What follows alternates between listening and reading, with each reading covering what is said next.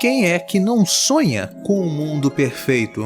De pessoas puras, honestas, onde tudo é divinamente previsível e organizado. Pois é, né? Seria algo magnífico. Porém, existem algumas verdades inconvenientes e inquietantes que transformam qualquer utopia em delírio e fantasia. E não adianta. Mesmo que a gente não goste, não suporte, teremos que conviver com elas. Essas verdades incômodas começaram a ser ditas e analisadas desde o século XVI por Nicolau Maquiavel. De maneira maestral, sucinta, porém objetiva, esse pensador renascentista desnuda uma série de características desagradáveis, sabe, da natureza humana. Aí você se pergunta, né? Pra quê, Paulo? Pra que ficar futucando aí nesse assunto? Tem nada a ver, desnecessário e tal. Mas eu te respondo. Entender a natureza humana é algo, assim, indispensável para que a gente possa também compreender a política. Afinal, política é feita por pessoas. E aí? Está curioso ou curiosa para entender que verdades são essas? Então, fique ligado, fique ligada para não perder nada. Eu sou o professor Paulo Vitor e estamos começando mais um episódio do podcast Filósofos do Enem. Antes de darmos início à nossa aula, eu tenho alguns recados que são muito do seu interesse, querido e querido ouvinte. Prometo que serei breve. Primeiro, anuncio em primeira mão o lançamento do canal Filósofos do Enem para o aplicativo de mensagens Telegram. Pois é, por lá vou mandar para vocês áudios, indicações, vídeos e uma série de conteúdos extras. Então não perca tempo e vem se juntar à nossa comunidade Filósofos do Enem. O link está na descrição dessa aula. Então vai lá quando você terminar de ouvir e clica para poder participar desse incrível canal. A outra coisa muito massa também é que agora você pode estar ajudando o nosso podcast a ter mais regularidade, sabe? Constância, para você não ficar um tempão sem ouvir. Então, você consegue fazer isso através do Catarse, aquela plataforma de ajuda, sabe? Então, se você gosta do podcast Filósofos do Enem e quer ter mais conteúdo de qualidade te ajudando na sua caminhada, não deixe de clicar no link que também está na descrição desse episódio para que você possa saber mais detalhes. Pronto, agora terminei. Falei que ia ser rápido, hein? É isso aí, galera. Vamos começar nossa aula. Para te situar na nossa linha da história da filosofia, saiba que retrocedemos levando em consideração a nossa última aula. Esse pequeno recuo ele é necessário porque até então a nossa ênfase foi em observar como o pensamento filosófico contribuiu para o desenvolvimento da ciência moderna. Agora falta a gente estudar essa mesma evolução, só que no âmbito da política e da ética. O que, aliás, é um assunto muito requisitado no Enem e muito útil na sua redação, para a gente refletir sobre assuntos práticos do nosso cotidiano social e político. Dito isto, vamos então agora entender como o pensamento político moderno se desenvolveu. Essa história começa em uma cidade-estado chamada Florença, lá na época do boom do Renascimento, onde o humanismo estava em alta. Lembra? Peraí, se você não lembra, caso não lembre ou não saiba quais são essas características do período a qual me refiro, eu sugiro que você escute a aula 10 desse podcast, certo? Pois bem, nesse período, a Península Itálica, que fica onde hoje é a Itália, obviamente, estava completamente dividida, retalhada e com uma confusão política absurda. Era golpe daqui, outro golpe dali, os principados não se entendiam, os conflitos entre as cidades eram, assim, intermináveis. Fora a ameaça de exércitos mercenários, algo que era muito comum, sabe, naquela época. Ou seja, caos total. Tudo zoado. Não parava um governante sequer na administração desses estados. E em Florença, que era a cidade natal de Maquiavel, as coisas não eram diferentes não. Só que, quando nesse lugar foi instalado o governo de Sudorini, Maquiavel assumiu o altíssimo altíssimo posto de secretário da segunda chancelaria, que era uma espécie de assessor responsável, sabe, por resolver as crises internas e também diplomáticas de Florença. E o cara só devia resolver pepino brabo, cabeludo. Pois, para pensar, lidar com conflitos internos de uma comunidade política é ter que conciliar interesses, cara, dos mais diversos. Compreende isso? É fazer com que camadas da sociedade que não se bicam cheguem em consensos e acordos. Então, desde muito novo, mais precisamente desde os 29 anos, Maquiavel não apenas escrevia sobre política, mas como também vivia, respirava e comia política todos os dias no café da manhã nessa fase. E foram 14 anos nesse cargo. Até a família dos Médicis, uma família tradicional, reconquistar o governo de Florença e retirar à força Maquiavel do cargo que ele ocupava. Pois é, coitado, ficou desempregado, né? Tadinho do Maquiavel, sem emprego. Acontece que o nosso filósofo gostava muito do que fazia e, mesmo fora do seu cargo, continuava escrevendo sobre o assunto. Certa vez, então, na sua casa no campo, decide escrever por conta própria uma espécie de manual para o príncipe Médici, com conselhos sobre como conquistar territórios e manter o poder. Afinal de contas, né? Que adianta você conquistar um território e não ter a capacidade de garantir a posse daquilo que foi adquirido, não é verdade? Bom, enfim, dizem aí as más línguas, sabe, que Maquiavel fez isso só para impressionar o príncipe de Médici, a fim de conseguir uma boquinha, sabe, um empreguinho, tal, seu emprego de volta. Ele que não era bobo nem nada, né?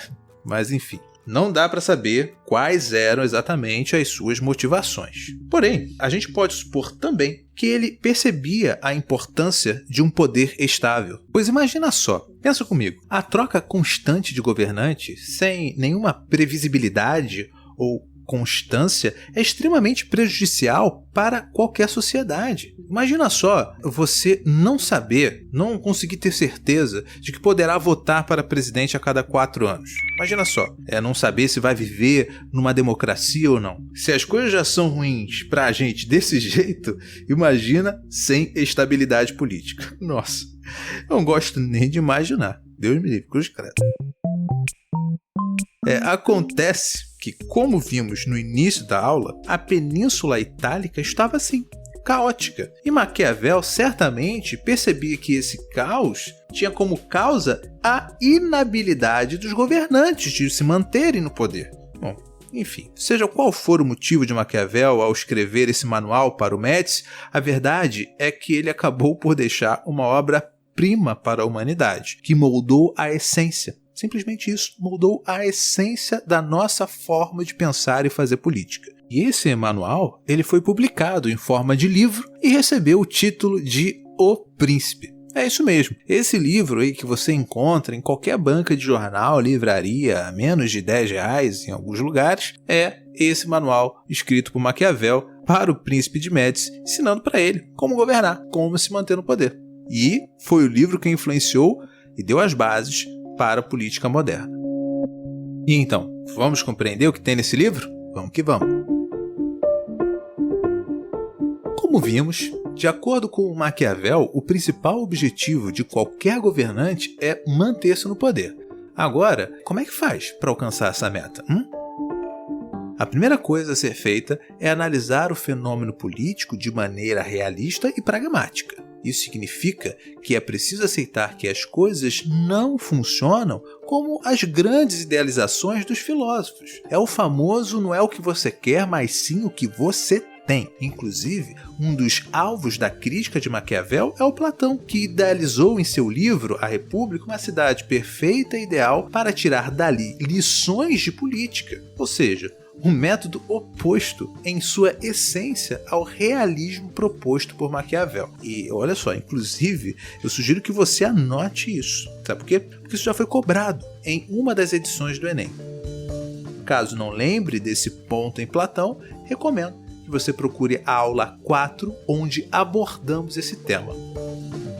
Prosseguindo então com o nosso raciocínio, Maquiavel utiliza esse realismo para pontuar características importantes da natureza humana, uma vez que a política é feita por pessoas e para as pessoas. E a conclusão que ele chega é a seguinte, olha só. Segundo Maquiavel, a natureza humana é egoísta, imprevisível e dissimulada. Pois é, eis aí as verdades inconvenientes, ao qual me referi no início dessa aula. Mas me diz uma coisa, seja sincera, tem como discordar disso? Tem como discordar de Maquiavel? Eu acho que não, né? O simples fato de você dormir com a porta da sua casa trancada já diz bastante coisa. Além disso, relacionamentos com os seres humanos são complicados demais, né? Não preciso nem dizer que isso também é uma verdade. Tem muita gente falsa, fingindo ser o que não é, entende? Né? Todo mundo conhece esse tipo de gente, só para se dar bem em cima dos outros. Tem muito charlatão, não é mesmo? E, olha, não é fácil. Não é fácil. Agora você imagina esses aspectos humanos no campo do poder. Nossa mãe, quem é que não quer poder? Quem é que não faz qualquer coisa para ter poder? Aí mesmo, quando se fala de poder, que a humanidade faz a festa com as suas travessuras. Então, o governante precisa estar atento a isso. Não pode sair confiando em qualquer um. Não dá, não. Não dá para ser bonzinho, sincero, puro o tempo todo. Não dá. Porque para pensar, com um monte de urubu cobiçando seu cargo, não dá para dar mole, né? Aí você pode estar se perguntando: Nossa, Paulo, não dá pra ser bonzinho? Nossa, cruz credo. O que você quer dizer com isso? É isso mesmo. Se você segue, segundo Maquiavel, uma moral religiosa ou de qualquer outro gênero, ao assumir um cargo de governante, ela não tem a menor importância. Na verdade, só atrapalha. Não deve a sua moral influenciar suas escolhas no campo da política. Jamais, jamais. Então veja que chegamos num ponto importante. Com isso, Maquiavel rompe com a maneira clássica de se fazer política. Quando eu falo maneira clássica, eu me refiro aos filósofos antigos. Porque veja bem, se a gente olhar a maneira que pensadores antigos, como Platão, Aristóteles, Agostinho, Tomás de Aquino, enfim, definiam a política, notamos que em suas filosofias o governante é visto como alguém que deve representar a moral de sua comunidade, ser o exemplo, o bastião do bem comum. Já na perspectiva maquiaveliana, não, em hipótese alguma. Em muitos momentos, a depender das circunstâncias, o governante deverá mentir, dissimular, descumprir acordos, dentre outras coisas, tendo em vista a manutenção do poder, seguindo a lógica da clássica frase: os fins justificam os meios. E vale a pena ressaltar isso, hein? Não é essa frase de autoria de Maquiavel, mas ilustra muito bem esse aspecto de seu pensamento. Ou seja, para alcançar o seu fim, que é o poder, vale tudo, quaisquer que sejam os meios. Para exemplificar, em certa passagem de O Príncipe, o filósofo diz que, embora seja desejável ser temido e amado, só é possível escolher uma das duas opções. Sendo assim, aquela que é mais eficiente é a opção de ser temido pelas pessoas que estão envolvidas no campo do poder e no campo da política. É muito provável que você deve estar assim, meio pasmo, sabe? Se questionando. Nossa, Paulo, Maquiavel é malvadão mesmo, hein? Bom, um conselho que eu te dou é o seguinte: não devemos enxergar as coisas sempre dessa maneira, entende? Como se tudo pudesse ser reduzido a bom e a mal. Nada disso. Veja, não podemos esquecer que ele parte da premissa de que a trapaça, digamos assim, é algo natural da política, algo incontornável, conforme nós já vimos. É válido ressaltar também que o filósofo florentino não tira a sua teoria da cartola, como se fosse mágica. Em seu principal livro, O Príncipe, ele utiliza como fundamentos para sua teoria diversos exemplos históricos, entende? Ele tenta analisar como governantes do passado e do presente em relação ao tempo dele se deram bem ou se deram mal. Então, nós temos governantes que tiveram sucesso, sabe? Governantes que conseguiram manter uma grande estabilidade no poder, e Maquiavel analisa o que esses governantes fizeram para poder conseguir alcançar o sucesso. Porém, ele também analisa os governantes que fracassaram, para que a gente pudesse entender o que não podemos fazer ao assumir um posto de poder, entende? Então a teoria do Maquiavel é fundamentada em dados históricos, você não pode esquecer isso. Agora que você entendeu a premissa realista de Maquiavel, vamos compreender agora algumas qualidades, algumas habilidades necessárias que um governante precisa ter. As famosas virtus de Maquiavel. Vamos lá?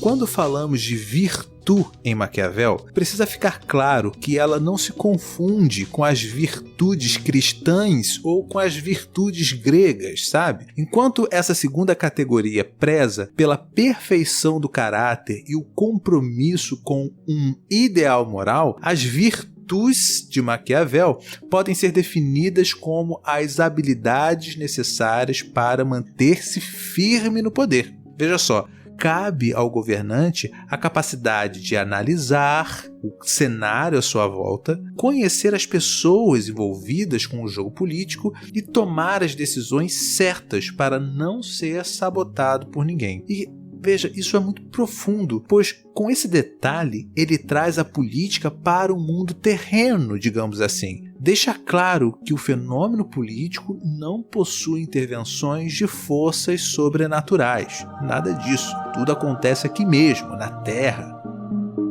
Além disso, esse ponto também é interessante porque nos ajuda, inclusive, a pensar a política atual. Porque, veja só, quando notamos, por exemplo, um certo chefe de Estado, sabe, dizendo que ninguém deixa ele governar, que está todo mundo contra ele, por isso não consegue fazer nada, isso significa que ele não entende nem o básico sobre a estrutura do poder. Eu fico imaginando Maquiavel reagindo a um negócio desses, né? Meu Deus. Afinal, se você não consegue nem tomar decisões que influenciam e interferem nas forças políticas que te cercam, cara, você é um inepto de ótima categoria. Muita inabilidade política, muita falta de virtude. Tá faltando virtude, jovem. Ou seja, tá faltando habilidade para governar.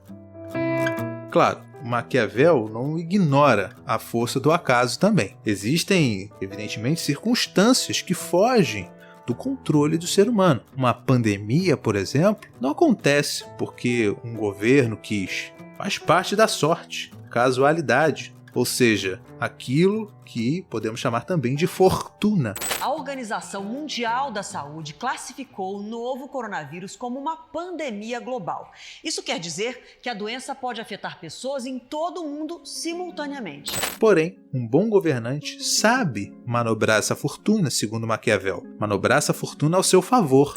E a primeira-ministra da Nova Zelândia, Jacinda Ardern, obteve neste sábado a maioria dos votos nas eleições gerais do país. A reeleição de Jacinda e a vitória do Partido Trabalhista é atribuída à eficiência dela nas medidas de combate à pandemia do coronavírus. Não é à toa que o pensador florentino diz que o príncipe, o governante, qualquer governante que se preze, deve ter não somente a força de um leão, mas a inteligência de uma raposa. Por isso, nada de votar em gente estúpida, hein, galera? Por favor, hein? Maquiavel recomenda, dá esse conselho aí pra vocês. Outra coisa muito importante, Maquiavel de forma alguma defende um poder tirânico, sabe? Inclusive, em outros escritos seus fica claro a preferência do filósofo florentino por um poder republicano. Essa confusão é muito comum. Por conta da sua escrita forte, o Maquiavel ele foi mal interpretado e teve a sua imagem construída como alguém que defendia crápulas e malfeitores. A difamação contra ele foi tão grande que, tadinho, o termo maquiavélico ele acabou sendo utilizado para se referir a pessoas traiçoeiras, que maquinam o mal e por aí vai. Uma grande injustiça com o nosso querido filósofo. Assim então foi que Maquiavel abriu um novo horizonte para a política, e veremos melhor tais influências nas próximas aulas, onde estudaremos os filósofos contratualistas. Agora vamos partir para a reta final do nosso episódio com a estreia de um quadro novo, que é o Correio Filosófico, onde você vai ter a oportunidade de mandar seu recadinho pra gente, dúvidas, depoimentos, sugestões e até mesmo um beijinho para o seu @ papai, mamãe, titio, enfim, para quem você quiser. E essas mensagens, elas serão lidas, isso mesmo, lidas no final de cada episódio. Para você participar, basta entrar em contato conosco através do WhatsApp, e-mail, Telegram, Instagram, enfim, você escolhe. Basta enviar a mensagem e falar que é uma mensagem para ser lida no Correio Filosófico, beleza? Então vamos lá. A primeira mensagem que eu gostaria de ler aqui para vocês é a da Vitória de Pernambuco. Olha só, Vitória Godex. Ela diz o seguinte, ela diz que conheceu o podcast quando estava estudando para o Enem e acabou se apaixonando pelo podcast. O trabalho é lindo e é gratificante ser uma das ouvintes. Ah, que beleza. Eu é que agradeço, Vitória, de ter você como ouvinte, uma pessoa tão especial, né? Afinal, você reconheceu o nosso trabalho, mandou mensagem para nós, elogiou, reconhece o esforço, né? E o valor desse trabalho. Então, eu que agradeço, Vitória. Um grande beijo para você. Temos também aqui a mensagem do João Augusto, de Minas Gerais. Ele diz o seguinte: muitíssimo obrigado pelos podcasts. Ouvia repetidamente antes de dormir. Errei apenas a questão de existencialismo da prova do Enem de 2020, que acho que foi uma difícil no contexto geral e não deve impactar muito. Grande abraço, continue com o trabalho. João, eu fico muito feliz de receber essa mensagem, né? O cara só errou uma questão de filosofia, o cara arrebentou mesmo, hein? Parabéns, realmente a questão do existencialismo, assim, ela estava um nível mais difícil, com certeza muita gente errou, e a gente sabe que a prova do Enem, ela tem, né, essa característica especial, onde as questões mais difíceis, elas valem menos pontos. Então você não pode errar as questões fáceis, as questões difíceis não tem problema, digamos assim. Então, maravilha, maravilha. E ele também pede pra gente continuar o trabalho no final, e com certeza, João, nossa intenção é continuar gravando, assim, quantos episódios, assim, a gente conseguir gravar. E tem, inclusive, uma novidade, né? A intenção do Filósofo do Enem é gravar programas com outros formatos também. A gente vai convidar ali coordenadores de cursos, sabe? Para poder dar dicas, para você se preparar melhor para a prova, dicas mais técnicas, né? Mais gerais, dicas pedagógicas. Então, fiquem ligados e, claro, né? Para que tudo isso possa acontecer, a sua colaboração ali no Catarse é muito importante. Para saber mais, vocês podem clicar no link que está na descrição do episódio, beleza? Então vamos lá. João, um grande beijo, um grande abraço. Boa sorte aí na sua prova.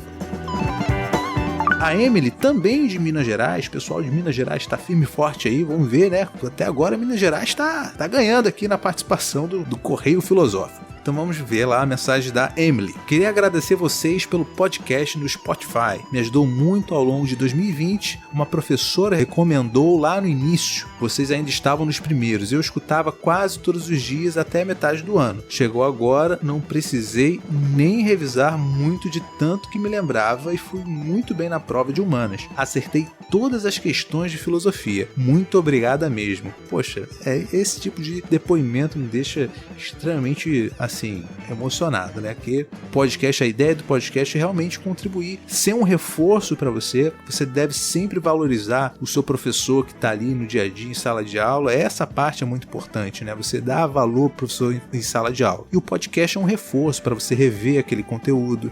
Às vezes alguma parte ali que você não prestou atenção direito. E o podcast ele é muito eficiente. O podcast ele é uma forma de estudo muito interessante para qualquer pessoa que queira mandar bem no Enem, principalmente dentro desse formato que é o Filósofo do Enem.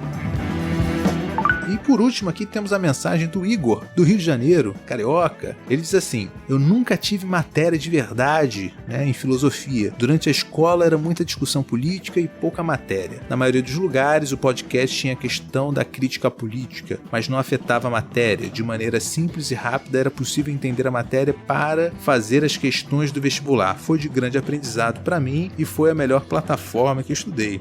Que bom, Igor. Que bom que você gostou. Mas vai lembrar também, né, que às vezes, né, a filosofia ela não é dada, digamos assim, corretamente na escola, mas nunca a gente deve entender que o professor é culpa disso, né? Geralmente são vários fatores, né? Às vezes é recursos da escola, a escola não tem um bom recurso para poder contratar um professor, ou então a escola pode ser negligência também, mas sempre valorizar o professor que está na sua sala de aula, gente, isso é muito importante. Beleza? Mas a questão da crítica política, é claro, que no podcast a gente, sempre que a gente pode, quando for pertinente, a gente também abre a reflexão, né, política. Acho que é importante a gente entender que não existe mal em falar de política, né? Claro que aqui no podcast a ênfase é a prova do Enem, mas falar de política faz parte da nossa vida, né? Desde com bom senso, com equilíbrio. Beleza?